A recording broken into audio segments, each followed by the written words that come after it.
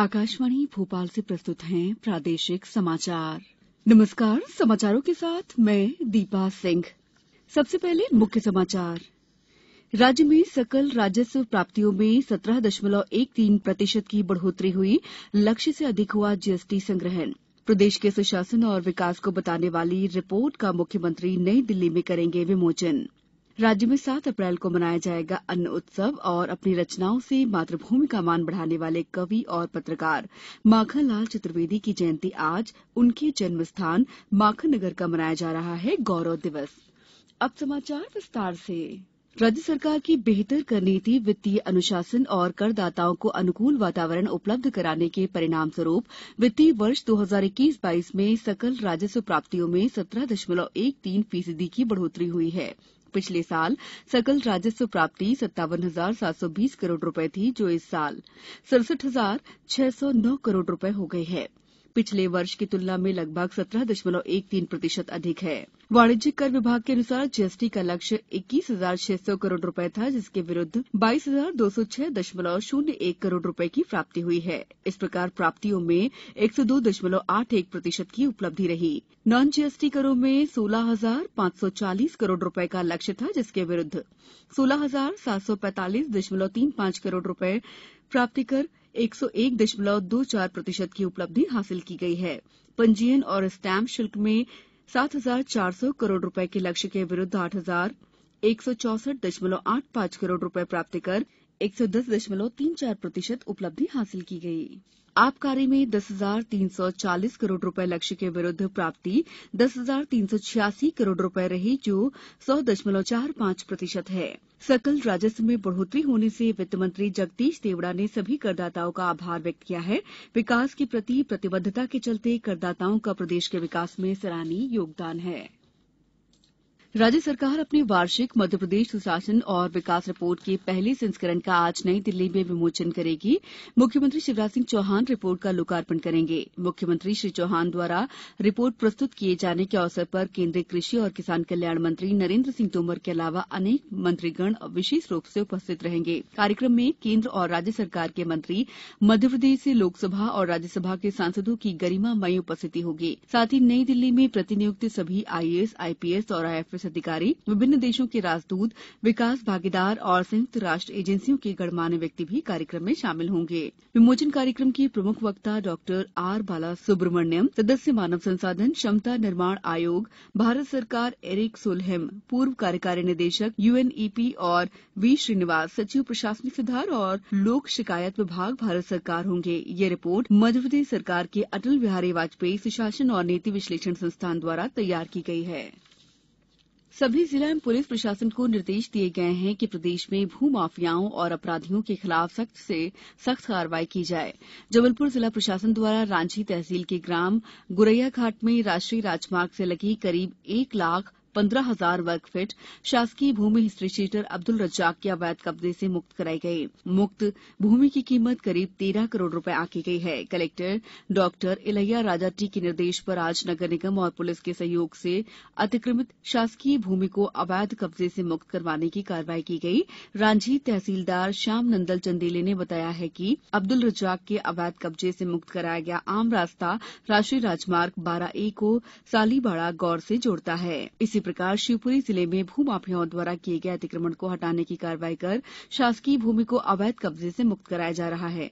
शिवपुरी जिला प्रशासन ने कल एक बड़ी कार्रवाई को अंजाम दिया। ग्राम सतनवाड़ा खुर्द में नेशनल हाईवे से लगी शासकीय भूमि पर साबिर खान ने अतिक्रमण कर रखा था। नेशनल हाईवे से लगी लगभग 7 बीघा बेशकीमती जमीन को पुलिस और प्रशासन के संयुक्त प्रयास से मुक्त कराया गया है। मुक्त भूमि की कीमत लगभग 1 करोड़ 30 लाख रुपए है। इसी क्रम में रीवा और सिवनी में भी कार्रवाई की गई। रीवा के संजय त्रिपाठी के निर्माणाधीन कॉम्प्लेक्स के अवैध हिस्से को जमींदोज किया गया। कलेक्टर मनोज पुष्प ने बताया है कि संजय त्रिपाठी पर दुष्कर्म के आरोपी महंत सीताराम दास की मदद करने का आरोप है। उधर सिवनी में महिला तथा 2 बच्चों की हत्या के आरोपी को गिरफ्तार कर लिया गया है। कलेक्टर और पुलिस अधीक्षक की मौजूदगी में आरोपी के अवैध मकान और दुकान निर्माण को तोड़ा गया। समाचारों में वक्त है ब्रेक का। ये समाचार आप आकाशवाणी भोपाल से सुन रहे हैं। हमारे समाचारों को अब आप कभी भी और कहीं भी अपनी सुविधा के अनुसार सुन सकते हैं। ये समाचार बुलेटिन यूट्यूब, ट्विटर और फेसबुक पर AIR न्यूज भोपाल पेज पर सुने जा सकते हैं। इसके अलावा आप हमारी वेबसाइट newsonair.com पर या AIR न्यूज ऐप पर भी समाचार सुन सकते हैं। ब्रेक के बाद समाचारों में आपका एक बार फिर स्वागत है।